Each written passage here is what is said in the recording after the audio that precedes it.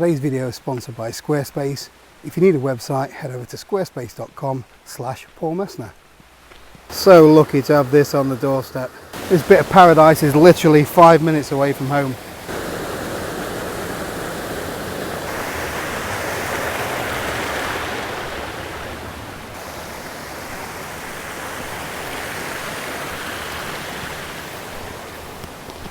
So if you've been following the channel for a while, you probably know I'm already a bit of a gear freak. I'm always buying all the latest gear, but some of it is really expensive and I get lots of people asking if I can suggest some cheaper alternatives. So I thought I'd take a look at a few things today that I would buy if I wasn't buying all the expensive gear. So I may as well start with the most expensive bit of kit I've got. That is the Hilleberg Solo. So it's a 4-season freestanding expedition tent and it's got an RRP of £800, which is crazy expensive. So it really is overkill for most people. You only need something like that if you're camping in some of the harshest environments. So the majority of us are just weekend warriors. We can get away with something, a lot cheaper, and we don't need it to be quite as robust as a Hilleberg. So the cheaper alternative that I actually bought was the Nature Hike Cloud Peak 2. So that'll cost you about 150 quid. It's also a freestanding tent, however the materials are not as durable as that of the Hilleberg. But it's a much more spacious tent, so you can actually get 2 people in there comfortably. So it weighs in at 2.4 kilos, which is pretty much identical to the Solo, so you're getting a lot more real estate for the same amount of weight. I've used the Cloud Peak in moderate winds and light snow and had no problems with it at all. But if you're thinking of camping on Ben Nevis in the middle of winter, then I think of getting something a little bit more robust. So before I move on to sleeping bags and quilts, another few alternatives to another tent. So the tarp tent, Scarp 1, is rapidly becoming one of my favourite bits of kit. But it isn't the cheapest, it's currently $359, and then you've got to pay import duty and other taxes on top of that if you want it shipped to the UK. So the standard version without the extra crossover poles weighs in at 1.6 kilos, but you can get a couple of cheaper alternatives for a similar weight, but a lot less when it comes to the price. So I've recently done a camping video, I'll put the link up here, in a similar single hoop style tent, and that was the Wild Country Zephyros 1. It only weighs in at 1.65 kilos and has got quite a bit of space inside for a 1-person tent.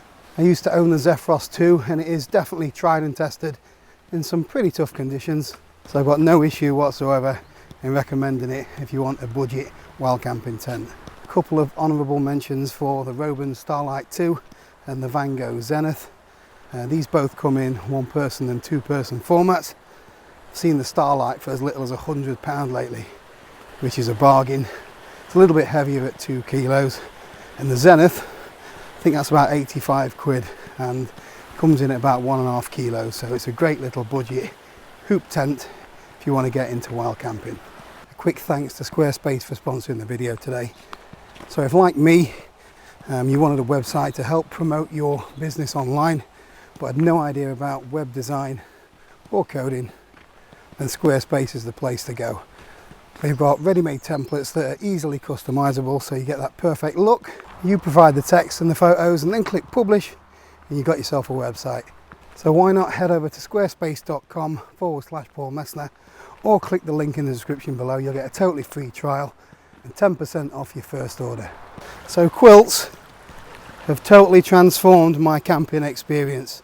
Not only do they keep me toasty warm, but for me they're far more comfortable than being restricted inside a sleeping bag. So the first quilt that I got was the UGQ Bandit. I got the -12 comfort one, and the quality of it is by far the best I've seen on any sleeping bag or quilt. But they aren't cheap.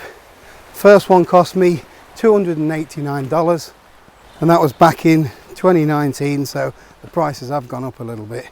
However, it compresses really small and only weighs in at 750 grams.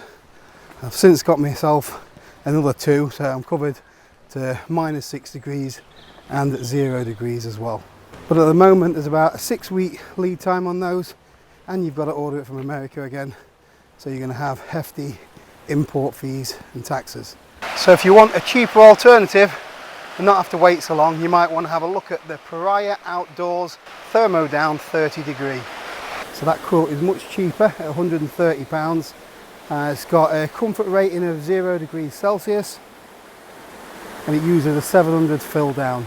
They don't use hydrophobic down, so you may want to get it treated if you want a little bit more protection in damp conditions. It weighs in at only 907 grams. With it being down, it packs down really small. If you want to see a really good review on the Thermodown 15, then check out Devon's channel, Backcountry Exposure.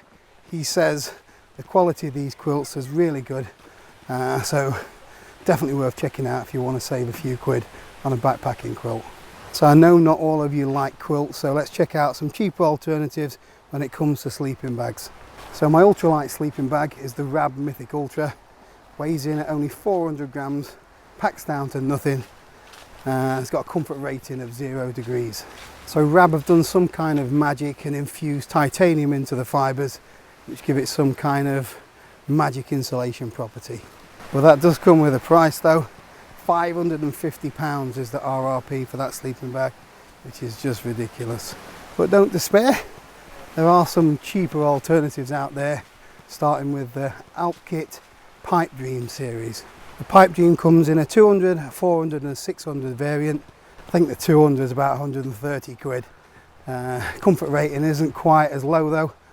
I think it's about 11 degrees. But the down inside is ethically sourced and is hydrophobic, so it performs really well even in damper conditions.